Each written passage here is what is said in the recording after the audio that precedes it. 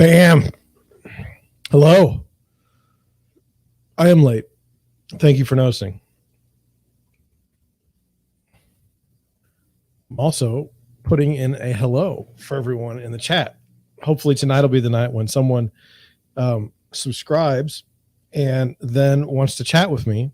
Hopefully in a nice, friendly way and not in some sort of mean spirited nature. But I mean, hey, I need subscribers. So whatever it takes. I was late. I'm sorry. I had everything set up and then I just felt like I needed to do one more article, have it in the hopper so that I'm ready to go in case things go by quick. I don't understand on the live streams in the morning.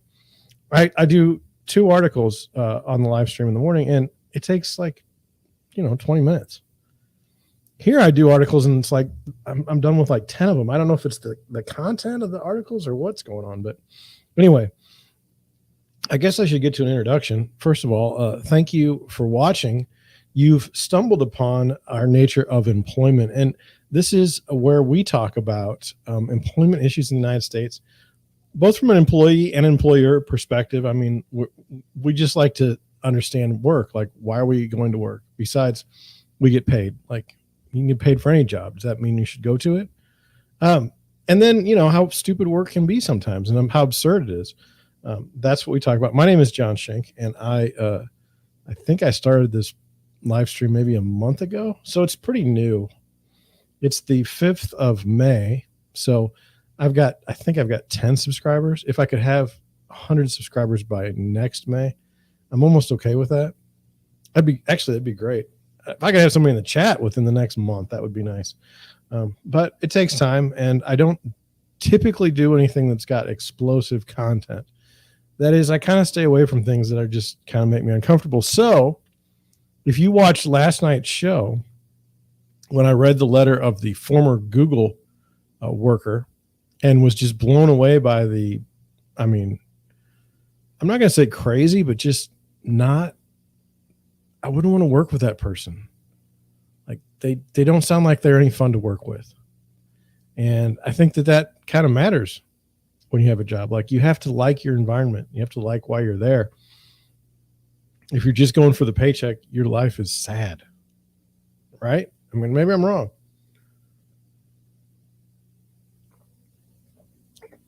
Anyway, one of the things that sometimes there's humor when people are uncomfortable. And if you watch me read that letter from yesterday, I mean, talk about uncomfortable. I bet my face turned red. Because it's just not, it just wasn't along the lines of where I'm at in my world. It's like this person was coding all kinds of sociology things, like studies and stuff. And I think there was the word feminist ear, and I'm not against feminism, I don't think, but I don't exactly know what the definition is anymore. So I don't know. But it was just this, and they left Google. They didn't get fired. So that was good. That they both kind of went their separate ways. It seemed like they had enough of each other. So anyway, like I said, if you want to watch someone be totally uncomfortable for, I don't know, 10, 15 minutes, watch the live stream for our nature of employment on the 4th of May, which was yesterday.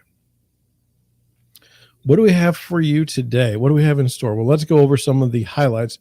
We're going to talk about a wage increase for Vail Resorts employees. We're going to talk about a Family Medical Leave Act situation. We're going to talk about bad habits of working remotely. We're going to talk about a situation where a lady left a bad tip and things didn't go well. Talk about somebody that got fired from Tesla. Talk about, should managers be spying on their employees? It's very odd. It's very odd. I had this friend that if they didn't move their mouse within 10 minutes, like they were, in trouble. Didn't make any sense then. Doesn't really make any sense now. Talking about, job hazards. We're going to talk about nail salons. Apparently those are dangerous. And then we're going to talk about something that I think the government could step in and do something positive. They won't, because the government typically doesn't do anything right. If you work at a smaller employer, you're not able to get the benefits that larger employers are able to give you. And so that's not so good. That's not so good. I mean, in my mind, if you like, let's say you both manufacture cars. Okay. Bad example, but let's say there's two car manufacturers and one is like 20 times bigger than the other one in terms of, let's just go with revenue. Okay. They should be able to, the small company should be able to compete on the benefits as far as like, I'd say as far as healthcare, as far as retirement accounts and things of this nature. Those should be able to be where the government can kind of have a steady hand, so that both can benefit. I'm not against big companies most of the time, and I'm not against small companies. I think that, I mean, I'm in a micro business, as myself and my assistant and my other agent, Jan, my colleague. So, I mean, I've got a small business, and I understand some of these things. Like I would love to have talented people work for me or work with me, but I don't have the ability to pay them what they're worth in the open market and where they should be going. Like, it doesn't hurt my feelings if you leave my company to go work somewhere else. I mean, it seems to make sense to me. I would probably do the same thing if I wasn't here and I didn't start the thing. That's kind of where it gets a little dicey. I did want to go over one thing. My neck itches, like, oh, right here.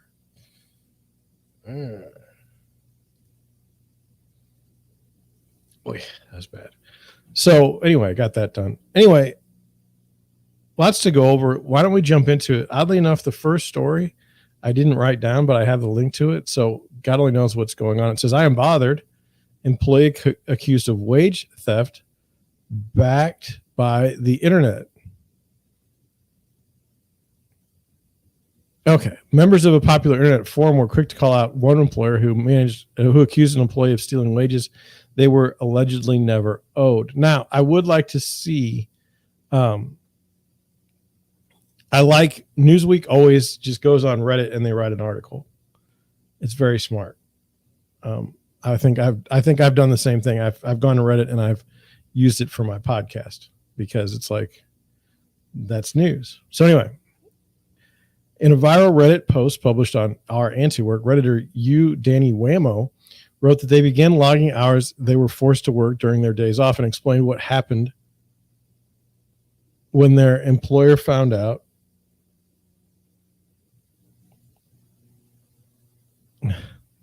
Titled, got told I'm committing wage theft for clocking in when boss calls me for hour-long meetings. The viral post has received more than 30,500 votes and nearly 1,200 comments.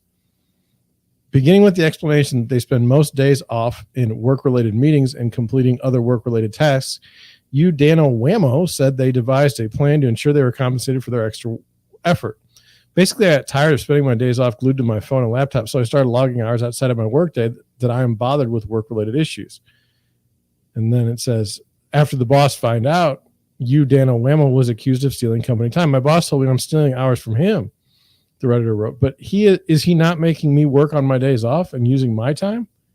Wage theft, according to the Economic Policy Institute, is the practice of employers failing to pay workers for the full wages to which they are legally entitled. Although wage theft affects millions of American workers, the EPI reports that wage theft accounts for billions of dollars in lost wages each year. Accusations of employees stealing time from employers fall under another umbrella of supposed thievery, time theft. Okay, let's go over this again. Accusations of employees stealing time from employers fall under another umbrella of supposed thievery, time theft. Okay, so there's wage theft if your boss is stealing your time. There's time theft if you are stealing time from your boss.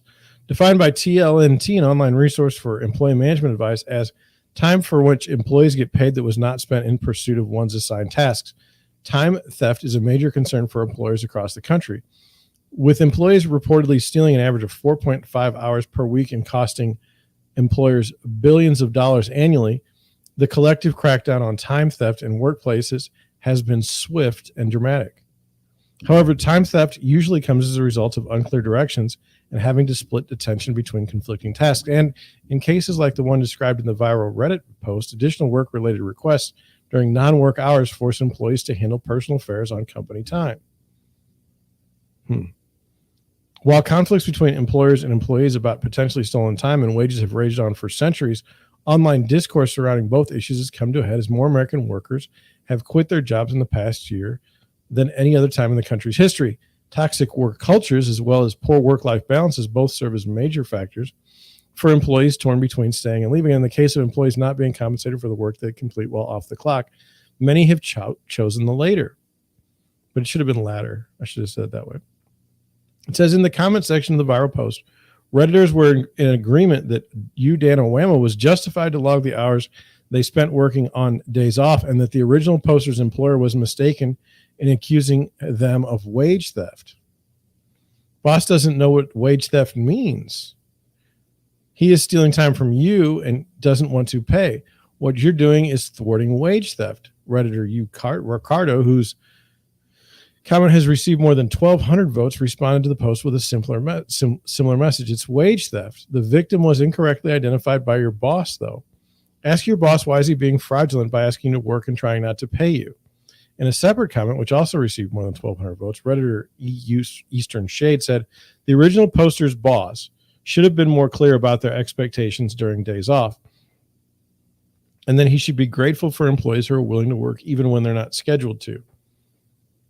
Don't me clocking in, don't have me doing work, they commented. Want me to do work, expect me to clock in. You're welcome for being unavailable to work during unscheduled off hours. Newsweek reached out to Whammo for comment. So we've been presented with our first real, oh, you know what I didn't do? I didn't let you see it. I screwed up. This has been a theme the last couple of days. Here, I'll let you see it. It does exist. I'm sorry. I got a text in the middle of my thing, and it was people I have this group fighting, but can't win that one. Okay, so let's go over this though. And I'm sorry. Now that I've got the thing up, I don't like this one. I like this one. I think I would like to go over it this way. I once had a job where I was on call for 24 hours a day, 7 days a week, but it was my own company. And, you know, if somebody called at 2 a.m. and I had to get up and go do something, I got up and went and did something. But I didn't charge, I didn't have an employee go do it. There was never a time when I was like, hey, employee, you go do this task. It was always me. Okay. So was my time uncompensated? Kind of. I mean, the business failed. So I did it though. Then after that business failed, I needed to, pick myself back up. So I got another job, this time, working for someone else. And it was an hourly job. Okay. And so whenever I worked, I was on the clock. And when I didn't work, I didn't feel like I was on the clock. Now, if I wanted to, if I liked my boss and if my boss liked me and I wanted to text him about baseball, or if there was some quick, hey, did you do this? Yes. Hey, did you do this? No. I think that was okay because I think I wanted to be human with my people. But an hour-long phone call when I'm not being paid for it during the weekend, no. Now I understand I'm a real estate agent, and so I take calls all the time. When I'm not live streaming, or I'm taking a call. It's no big deal. But I don't get paid for those calls most of the time. They're kind of a waste. But anyway, what I would say on this is, yeah, your employer is stealing time when they're taking 2 and 3 hours out of your week for phone calls when you're not on the clock. If you were salaried, then hey, welcome to the joys of being salaried. But if you're not salary and you're being called after hours, yeah, no, I think what the employee did was good. The employer should really look at how they pay people. Now, when I worked at Subway when I was in high school, and we would close at like 10, and so there was no way we could get everything done to close at 10, and so it would normally we would only get paid till 10, but we'd work until 11, just getting everything cleaned up and getting the store put together for the morning crew. I always thought that was wage theft. I did. If I worked there 4 days a week, and that's an hour. Back then, our minimum wage was like $7.25, though. I mean, it wasn't like it is now. I thought that was wrong. And so now, let's fast forward. Let me get a drink.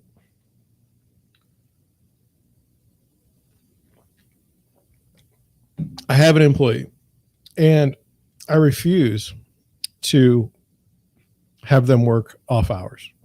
I refuse. They're hourly, and I refuse to have them work any more than the hours that we've agreed to. Mainly because I feel like it's the right thing to do. I don't think that's right to steal people's time. You only got time on this planet, and if you're not going to get paid for it, then it's just not right. So, but now this is the way I'm at in 2022, and maybe you can correct me, maybe I'm wrong, but I will send emails after hours telling them originally and in the beginning, look, you do not have to respond to any of these emails. I'm just getting them out because they contain some instruction for the next day, or there's a question about something for the next day. I refuse to make that person work anymore, or to even inquire. I just think that's disrespectful. But maybe I'm in the wrong. Maybe you think that there's a different way to go about it. This is the way I think about it, and so that's how I will approach it. I hope that's okay with you. Moving on, I thought this was an interesting article because it says Park City Mountain raises minimum wage for all employees. Okay. And all employees at a Park City Mountain resort will receive a minimum wage increase for the next winter season, Vail Resorts CEO announced Monday. CEO Kirsten Lynch said in a press release Tuesday that the new $20 per hour increase will apply to all 37 North American mountain resorts for the next 2022-2023 winter season. She said there will also be wage increases with compression adjustments for hourly employees based on leadership and career stage differentials. Patrol maintenance technicians and certified commercial vehicle drivers will increase to $21 per hour. In January, members of the Park City Professionals and Ski Patrol Association voted to authorize a strike after they said the union had been in extended contract negotiations with Vail Resorts and were unable to reach an agreement. At the time, ski patrollers said they were seeking to bump their base wage from $15 per hour to $17 per hour. Vail Resorts' full announcement on Monday regarding compensation read as follows. To deliver on our mission, we must invest in you and our experience with our company. You and your experience with our company. That starts with competitive compensation. New $20 per hour minimum wage at all 37 North American mountain resorts and corporate. New $21 per hour minimum for patrol maintenance technicians and certified commercial vehicle drivers.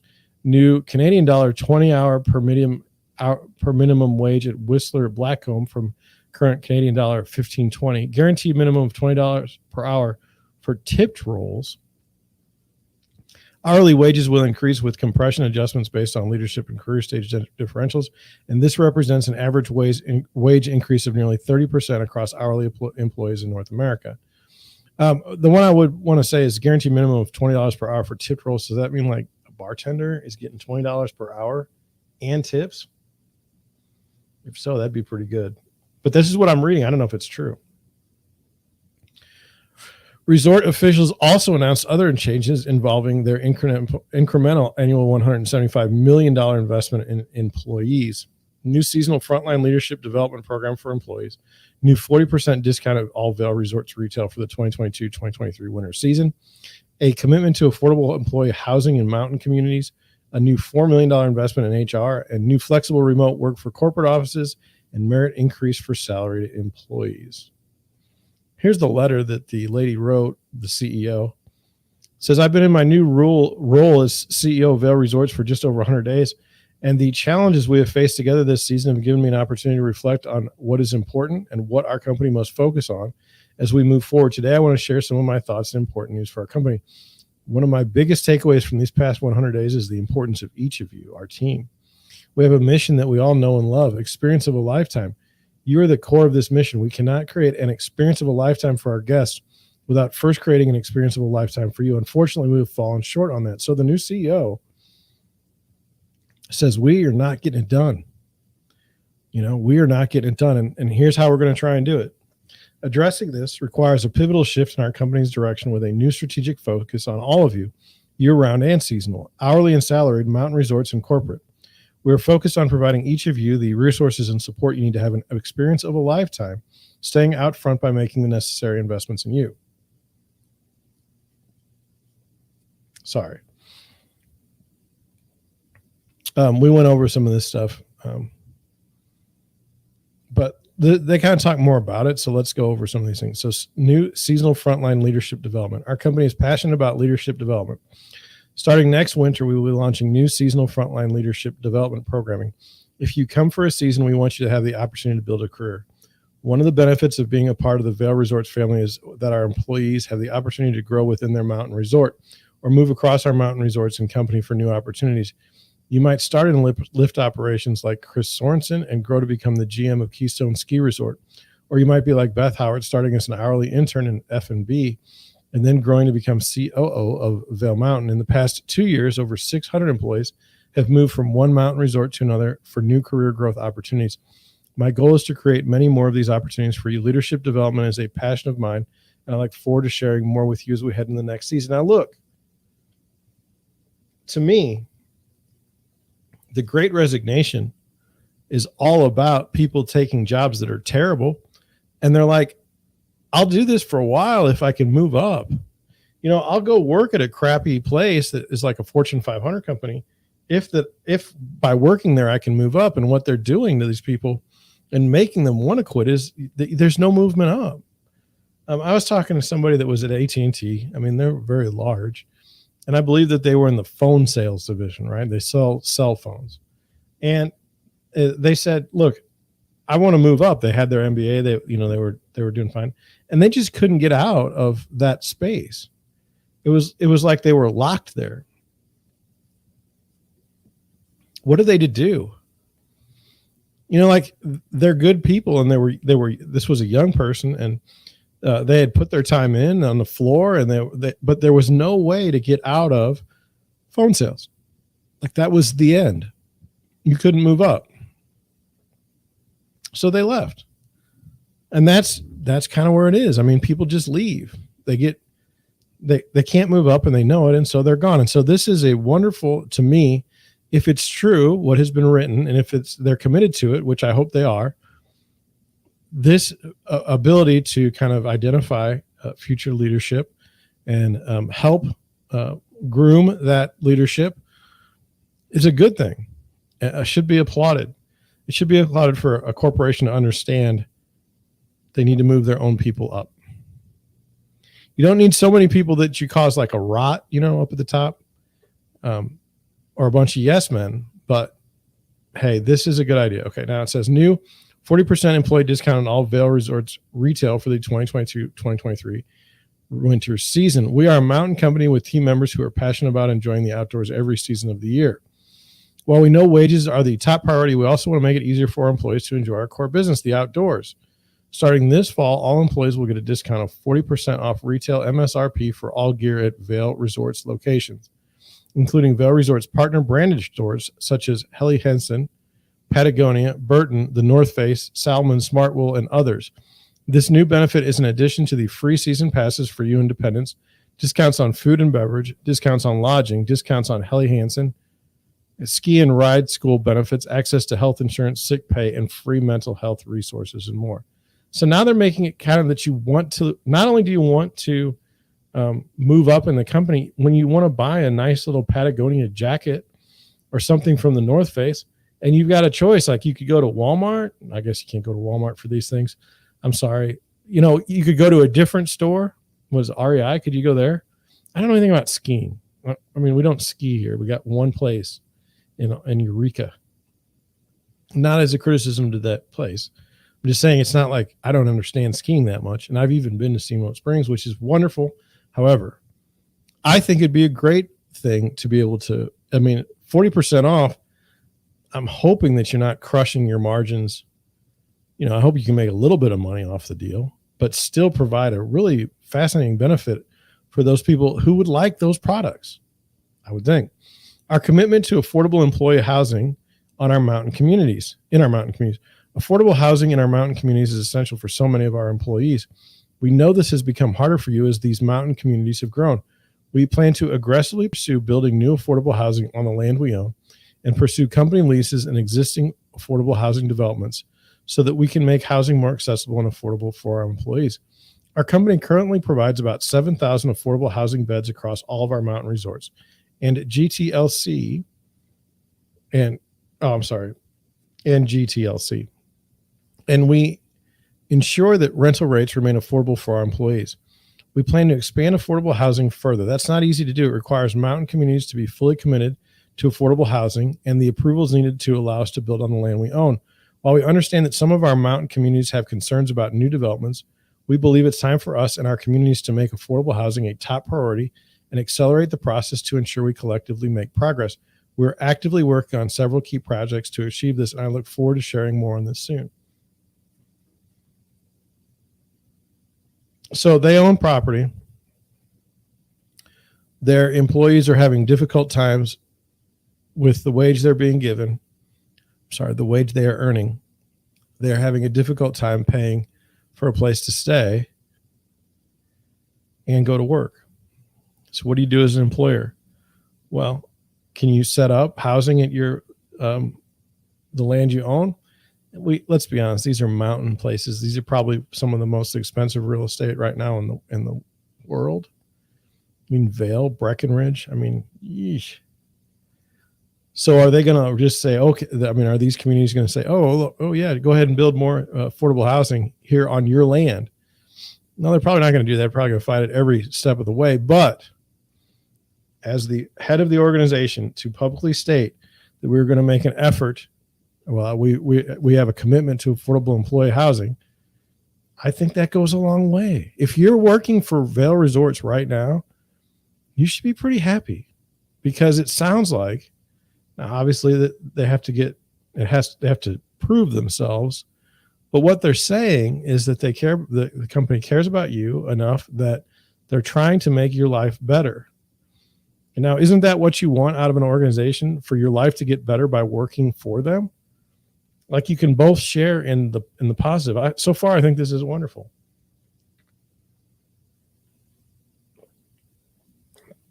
Watch me get an email from an employee from there saying this is all lies. But anyway, let's hope that doesn't happen. Let me keep going here.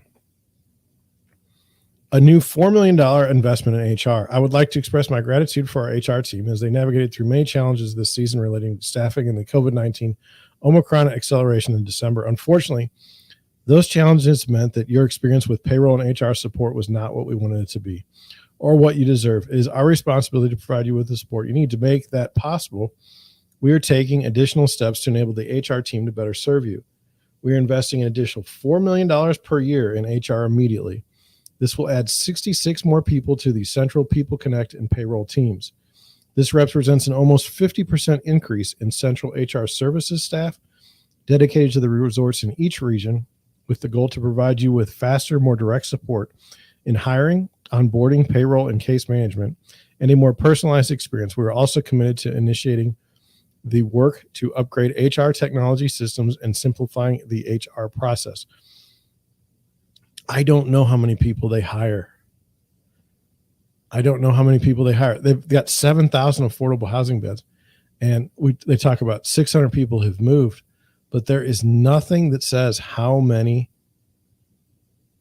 employees they have. But I think that's good that they invest in HR. I think that HR is a very odd place.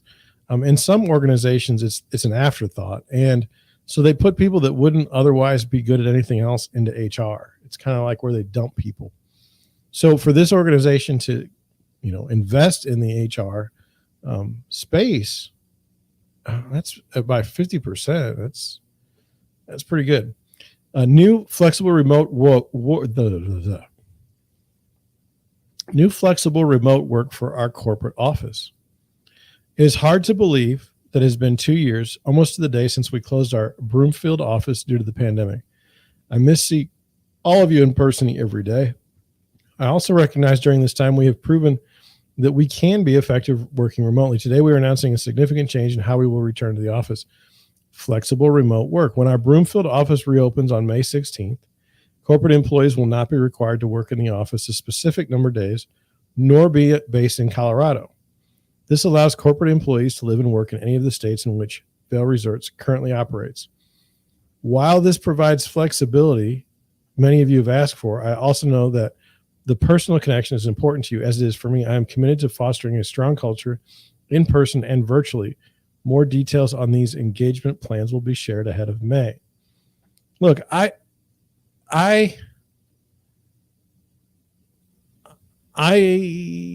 how do I say this? I mean, for me, 10 years ago, this is the way one should work in a corporate job remotely. It never made any sense to me to have a huge corporation, a huge building. Many of those people didn't want to be there then. So working remotely makes sense. The problem that I've always had with it is, how do you build a culture around not ever seeing a person? I mean, only seeing them on a screen. That gets tough. I think this woman, I believe she's a woman, CEO, has taken that into consideration. And she says she's committed to fostering a strong culture in person and virtually, which means she kind of gets it. I think that's big. And then merit increase for salaried employees. To reflect the changing dynamics in today's labor market, we are doubling our merit increases for year-end from an average of 3% to an average of 6% effective October 22 for salaried employees. Each team member's merit will continue to be differentiated based on their performance. We will continue to assess market compensation to determine further adjustments as appropriate. Our mission experience of a lifetime must start with you. These announcements are the first steps in a new direction for Vail Resorts. Does this solve every concern and piece of feedback you've shared over the past 100 days? No. But I hope that they demonstrate our commitment to continued improvements and progress. You have all worked tirelessly to welcome all skiers and riders back to the mountains in this season. Despite the challenges, I want to thank each of you for your passion and commitment to our mountains, our company, and our guests. You'll have the opportunity to discuss these changes and more in upcoming town hall meetings with your leaders in late March and early April. Okay. Well, I mean, there you go. I think that, like, I hate to fawn over someone, but I think that this is good. This was the way it should be. If you're working at this organization, you should feel pretty good about what has been written. Is it true? I don't know. Anyway, moving on. I thought this was interesting. Okay, so employees' poor performance trumps FMLA claim. And I think this is related to the Family Leave Act. Let's get into it. It says, on March 9th, 2022, the U.S. Court of Appeals for the Seventh Circuit issued an employer-friendly decision in Anderson versus Nation Lending Corporation. Despite some facially bad facts, including that the employee was discharged only 4 days after returning from leave under the Family and Medical Leave Act, and subject to a supervisor's comments about her being sick a lot, the court affirmed summary judgment in favor of the employer. The case underscores the longstanding legal principle that an employer may discharge an employee if the employee would have been discharged regardless of having taken leave. Okay, so someone took leave based on the Family Medical Leave Act. When they came back, they got fired. So let's just learn more about it. It says, in January 2017, Nations Lending Corporation hired Tracy Anderson to work as a pre-fund underwriting auditor. Through her first year of employment, Anderson exhibited performance deficiencies in her work. Though Anderson never received formal discipline or counseling for her actions, her supervisor provided her with ongoing training.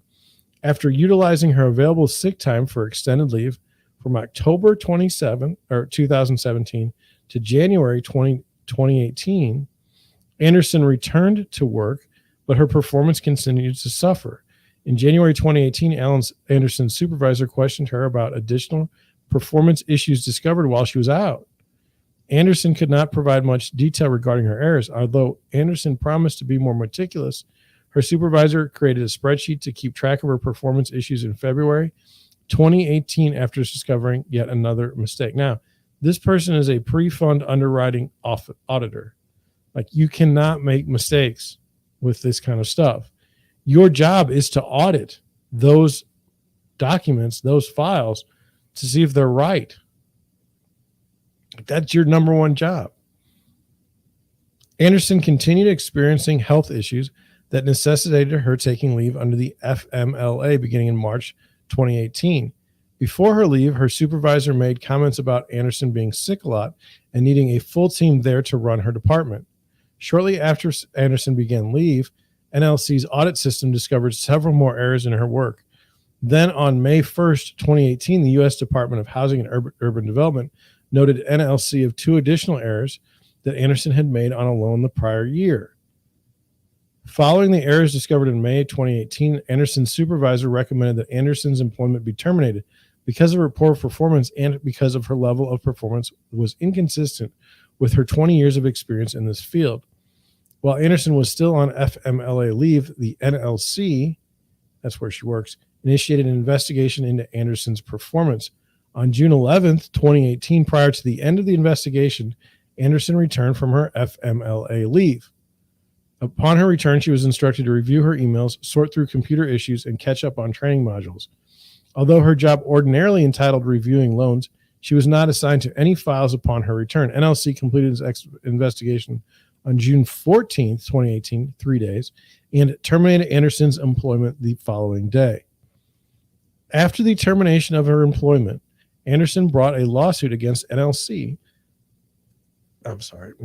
alleging violations of the Americans with Disabilities Act and interference and retaliation arising under the FMLA. The district court granted NLC's motion for summary judgment on all claims. Anderson appealed the court's ruling on her FMLA claims, but she abandoned her ADA claims. The Seventh Circuit Court of Appeals affirmed the district court's summary judgment ruling, finding there was no genuine issue of material fact for either FMLA claim. In rejecting her FMLA interference claim, the Seventh Circuit emphasized that no fact finder could determine that Anderson had not been restored to her position upon returning from leave. Indeed, the court concluded no fact finder could determine that asking a returning employee to catch up on missed emails, directives, and trainings amounts to the sort of make work that might indicate an intent to sideline or warehouse an employee permanently. The court also noted that NLC had sufficient grounds not to assign Ms. Anderson loans to review immediately upon her return to work because of its ongoing investigation into her performance. The Seventh Circuit also rejected Anderson's claim that her dismissal was pretextual. In doing so, the court reiterated the longstanding legal principle that an employee is not entitled to return to her prior position if she would have been terminated regardless of whether she took FMLA leave. The court pointed to the fact that Anderson never disputed NLC's issues with her work performance and that her supervisor began tracking her performance deficiencies months before she began her leave. Further, the court considered NLC's employment policies, which specifically say that the company could terminate the employment of an employee without engaging in corrective counseling whenever the seriousness of the situation required. Therefore, Anderson's argument that she never received a formal discipline, counseling, or corrective action for her performance before the termination of her employment was not strong enough to withstand summary judgment. Just checking the chat, no one's there. The court also rejected Anderson's FMLA retaliation claim. Anderson alleged that the timing of her employment termination and her supervisor comments demonstrated that the termination was retaliatory. The court concluded, however, that the company began tracking the errors before Anderson went on FMLA leave and discovered additional errors while she was on leave. Moreover, the court determined that her supervisor comments were not sufficient to create a fact issue because she was not the final decision maker regarding the termination of Anderson's employment. The court also noted that waiting to confirm the results of the investigation supports a finding that NLC terminated Anderson based on performance, not in retaliation for taking leave. The key takeaways. Now, I'm interested in this because it sounds like, I mean, just from reading this, that Anderson was a bad employee, that she was a liability at the company, not because she took off because she was sick, but because while she was there, her performance was terrible. So bad, they tried to actually help this woman, made a spreadsheet for her, and still just not going very far, not doing well. And then to find additional areas while she was gone, a good situation. It says the decision in Anderson versus Nations Lending Corporation represents a practical analysis and a ruling that employers may want to consider when defending FMLA claims brought by underperforming former employees. The case is helpful for employers because the district court dismissed the case at summary judgment before trial, concluding that the plaintiff's arguments and evidence had not created a genuine factual dispute that justified a trial. The appellate court panel agreed unanimously with the district court. This case reflects recurring themes in FMLA litigation that employers may want to keep in mind when managing performance issues exhibited by employees utilizing leave. All right, what are they? It says the FMLA does not provide unlimited or unchecked job-protected leave for employees, as seen as this case when an employee struggles with performance or would have been disciplined absent the need for leave. An employer can take action prior to taking disciplinary action, up to and including dismissal. An employer may want to confirm that an employee has failed to adhere to his or her performance expectations, clearly set by the employer, regardless of whether the employee is taking FMLA leave. Yeah, I mean, what saved this company is they documented all of this stuff. And while they didn't put in like a formal negative, I don't know, how do I put a negative review or anything like that, they also didn't have anything positive. They didn't just lie about it and say, oh, you were doing a wonderful job. Documenting ongoing performance issues is key. And I just said this, and look at that. I'm not even a lawyer. A crucial fact in this case was that the employer documented the employee's performance deficiencies before she went on FMLA leave.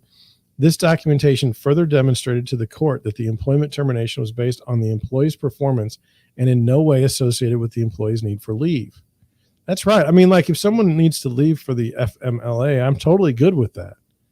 You know, totally good with that. That makes perfect sense. But your job performance is key. If you're not performing at your job, I mean, it's a bad deal. The failure to have a history of formal discipline may not automatically suggest pretext when a termination decision is based on recurring poor performance. This is particularly true when the disciplinary policies permit the employer to bypass steps in the progression and proceed straight to termination when warranted. So, in theory, she was being terminated because of recurring poor performance. And if you have the policy that says that you can bypass steps in the progression and proceed straight to termination when warranted, this lady's goose was cooked. So, what did you think of that?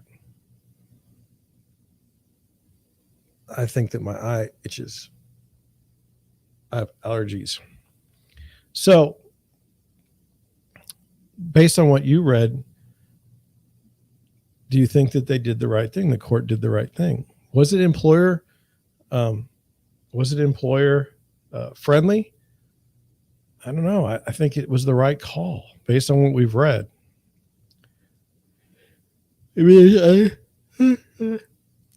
Maybe there's other facts to this story that we're not aware of at this time.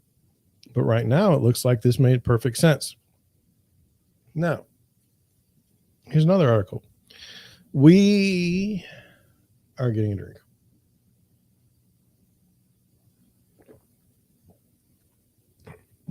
We just had that inspiring letter from the CEO of Vail Resorts or Vail Properties about remote work. And at the same time, you can do remote work and they're facilitating it, but they would also like to create a strong culture. And they feel it's a little difficult to do that when everyone's online. So I thought this would be kind of good. Okay, it says, and then so this headline is working remotely, 14 bad tech-related habits you need to avoid. Now, I guess full disclosure, I've been working remotely in my previous job before I started Deerwood Realty. And at first I thought it was really, really great. Then I had to figure out like how to do it, and how not to be bothered, or how to block out time, how to not get distracted by being at the house, how to not let housekeeping, take the place of work time. Sorry. Between my nose and my eyes and my neck, I mean, we're just getting a lot of itching. So here it says, okay, much has been said about how the rise of remote work has made life easier for many professionals, but there are some tasks that require more effort when you're not in the office. Now, I don't know that it's made life easier for many professionals. And yawning. I'm the worst live streamer ever. Anyway, I'm not. I've seen worse. Anyway, I don't know that's always. I don't know that's easier for many professionals. Some professionals actually get used to, getting up every day at a certain time, driving to work at a certain time. Maybe they get coffee or something on the way, sit at their job for 8 hours, and then go home. Like they just know how it goes. So I don't know that's true, but let's just keep going with it. It says, most people use company provided tech equipment for their work. When staff members are in the office, the IT team handles the most routine maintenance and can remind everyone about best practices for security. However, when the staff is working remotely, the responsibility for basic maintenance of their tech equipment falls directly on them. Tech leaders work hard to instill good tech hygiene habits among their remote colleagues, but that's only half the battle. They often see habits form among remote workers when it comes to using and maintaining their company-provided tech equipment. Below, 14 members of Forbes Technology Council share some of the more common bad tech-related habits remote workers fail into and why it's so essential to avoid them. Well, that was interesting. So number one, using public access Wi-Fi. Remote workers often work in public spaces such as coffee shops or libraries. While it can be a nice change in routine, it's a bad habit to regularly use public access Wi-Fi using a company computer. Unprotected Wi-Fi networks open employees up to potential cyber attacks and vulnerabilities that make it easy for cyber criminals to gain access to critical company and personal data. All right. What should you use? Like your hotspot from your phone? Not practicing good cyber hygiene. Often working out of the office, workers assume using company equipment will help them be secure enough. The reality is that the basics of good cyber hygiene, such as running software updates, using multi-factor authentication and a VPN, and being very selective about Wi-Fi networks, are required regardless of which workstation you're using. Laptops and other portable devices are just one of the many pieces of the puzzle to be considered. Okay. Number three, connecting personal and work devices via Bluetooth. One of the most frustrating things I've experienced when working from home during the pandemic is having my devices and PC connected over Bluetooth. The ability to take my phone calls has turned out to be insidious, as these calls can often cause my Teams or Zoom audio to be interrupted. I think we need to help employees by establishing best practice around coordinating watch, tablet, phone, and PC communications. I don't know about that. Here we go. Not applying software updates. A big problem is ignorance of the importance of software updates. When staff members are working in the office, the IT department can take care of most software updates by pushing them through the internal network, tools, and processes. But when team members are working remotely, the onus is on them to carry out the usual maintenance. Support windows are not available for the IT department, and it is up to the workers to manage updates. Okay. Using work credentials for personal reasons. COVID-19 forced many people to work from home for safety reasons. However, the pandemic has blurred the once clearly defined line between work and personal life. Many people have started to use work emails and passwords for personal reasons, such as registering for online shopping or streaming sites. If these sites are breached, criminals could access your corporate account. Like, I have a company computer, my own company, okay? I never use it for personal use. I just never do. I don't order anything. I just keep it all separate. I have a company phone and I have a business phone. Same thing. I mean, I'm sorry if I said corporate and business. I have a business phone and a personal phone. Not backing up important work, along with the standard issue that crops up around security. Many remote workers are not backing up important work. Many companies still run on presentations and spreadsheets. That's a shame. Employees need to back up to a server frequently, but many remote workers do not. I believe lost work due to missing updates is one of the high-cost areas not being talked about with our hybrid remote workforces. Using personal equipment for work. If your staff is technologically inclined already, they may have better personal tech equipment than what the company provides. Using their personal equipment comes with security risks, as it won't be managed by your company IT department, and it could be a greater risk from attackers. Audit your employees regularly for this scenario and provide great equipment to remove the temptation. That's true. I mean, if you can, I would do that.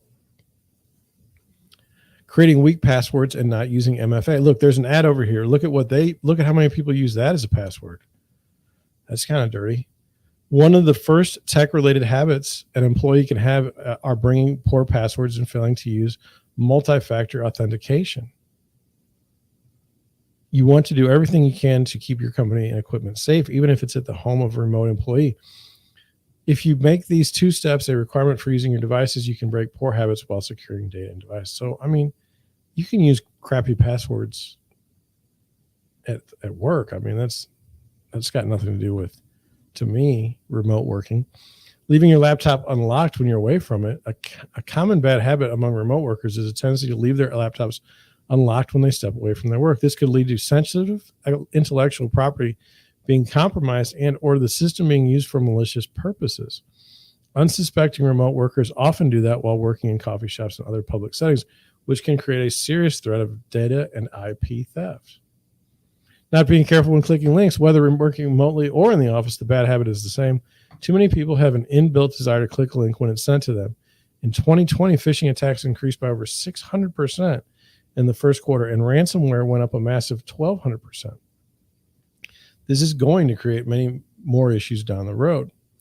Sharing sensitive information over unsecured channels. One bad habit, especially amongst our increasingly distributed workforces, lacks security. Organizations need to ensure that team members don't casually share sensitive information via unsecured channels such as email or chat. Additionally, organizations should investigate two-factor authentication and consider single sign-on to improve security overall. Letting family and friends use your work equipment. Remote workers often trust their cohabitants, family, friends, roommates, and so on with company equipment without realizing that these well-intentioned, trusted sources may unintentionally cause disruption. For example, they might fall victim to phishing attacks, navigate to inappropriate sites, share confidential information on social media, and more. Not having an ergonomic workspace. We have leaned into work from anywhere, which has been a huge benefit to our workforce. One lesson we learned along the way is to plan for a comfortable workspace. Ergonomics is important. Another consideration is work-life balance, as there's a tendency to overwork. We have been mindful of this by encouraging team happy hours with company-branded Yeti wine glasses and ample downtime. Not switching off. In this age of remote work, one of the worst habits employees are picking up is the inability to switch off. Technology should focus on making the lives of remote workers better, but the lines between work and home have been increasingly blurred. We need to ensure that technology is supporting the employee and helping them undertake their job, not becoming a potential case of burnout. I kind of agree with that. This is what happens to me. Let me just tell you. Let me go down to here. Let me go here for a second. Let me tell you what happens to me. When I go to work in the morning, I go down to my office, okay, and I work until probably about 11, and then I'm hungry. So one of two things happen. If I'm really, really busy, I will eat something at the house, but a lot of times I will leave the house for lunch, and I will leave the house for lunch because I feel like the walls are closing in on me, and I don't like the feeling at all. So I like to get out a little bit every day and just do nothing related to work. Just get out of the office. I'll go have lunch. And that really makes my day better. At times during slow times in the office, I could work from home. I could just stay home the whole week and never leave the house. But I don't think that that's good. I don't think that's good for your personal development. I don't think that's good for your health. And so I do try to get out of the office at least once a day. And I force myself to do it, and it's typically around lunch. Now, maybe you're not like that. Maybe it's okay for you to work. But I mean, look, let's be honest. It's almost 10 o'clock. For the day, I've taken off probably 2.5 hours since 7 o'clock this morning. I mean, I'm really working. So, I mean, that 1 hour that I spent being out of the office was a godsend, for lunch, because today I would have been stuck here the whole time. So anyway, yeah, I agree with some of that stuff. Let's do one more article. Let's get it over an hour for the stream. Nobody's here. It's a shame. Would really like to communicate with everyone, but until someone finds me, I guess I'm stuck. This is from the Legal Newsline, and I thought it was very interesting, and I wanted to share it with you because I don't know where the line is between when you're a worker, okay, and when you're acting as a worker, or when you're not a worker. So let's go down this road, okay? It says, an Arkansas restaurant wants out of a defamation lawsuit brought by a woman shamed online for leaving a bad tip. I thought that was kind of interesting. Cantina Laredo Little Rock filed a motion to dismiss December 2nd in Sheila Hayes' lawsuit, which was filed in Pulaski County Circuit Court. Also named as a defendant is server Tracy Leanne Williams, who took to the internet after a $4 tip on a $64 check in 2018. Hayes used her catering business's credit card to pay her check. Then hours later found out the business, Taste of Elegance, was under fire on Facebook. Sued under a theory that would make Cantina Laredo responsible for its employees' behavior, the restaurant says Hayes failed to show she is entitled to relief from it. It also says Hayes failed to provide the elements of a defamation claim against Williams.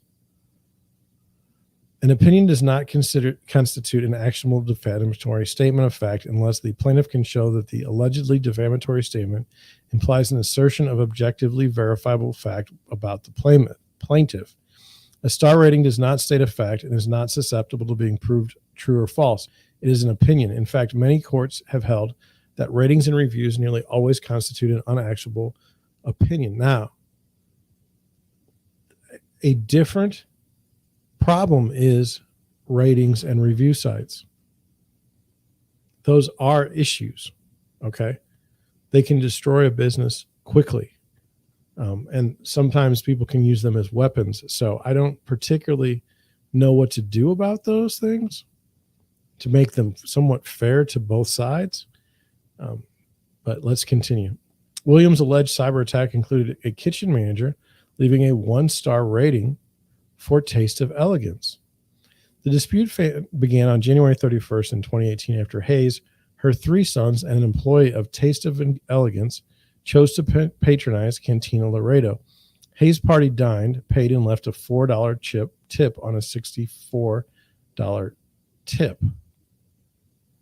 Let me just see what that is. Oh, she missed it. Within 2 hours of leaving, Hayes began receiving Facebook notifications via her phone. Thinking the alerts were personal Facebook messages, she silenced them. Hayes was then notified by phone calls that the Taste of Elegance Facebook page was under cyber attack by derogatory reviews and ratings of her business to the point her rating dropped from 5-star to 2-star in a matter of hours, the suit claims. At approximately 10 p.m., Hayes received a private message via the Facebook Messenger from an individual advising waitress Tracy Leanne Williams at Cantina Laredo had created a hate group to bash Taste of Elegance because she wasn't satisfied with the tip that was given, the suit says. Hayes seeks a total of $400,000 in damages, attorney's fees, and cost of suit.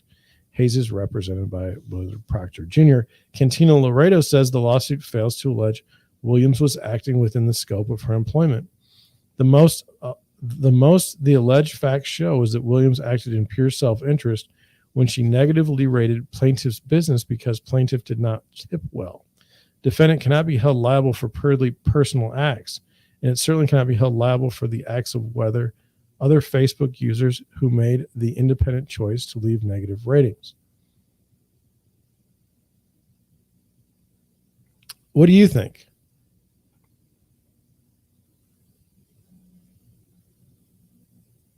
I mean, I don't know the answer. I don't know the answer. I don't know anything about it. I think it's fascinating. I don't know the law in this particular area, but it's like, I don't feel like the employer was telling the employee to create a hate group. And I don't think that either business wanted to necessarily engage in this type of situation. How does it benefit either one of them? I mean, maybe it gets them some negative press, and that's a positive thing. Any press is good press. I don't know, but I do not, unless the defendant or unless the plaintiff can prove that the business ordered this waitress to go online and flame the other business, I don't think that it has any merit. Now, this is just me, and I'm not a lawyer. All you lawyers out there, you can fire on me and tell me that I'm wrong. I'm good with that. Okay. Let me do that. Okay, with that, I'm going to head on out. I'm tired. No one was here to chat with me. Maybe tomorrow night is the night. But thank you if you watch this down the road, though, thank you. Please consider subscribing. Please consider watching. Please consider coming in the chat every once in a while. I would love to see you here anytime. Thank you, and good night.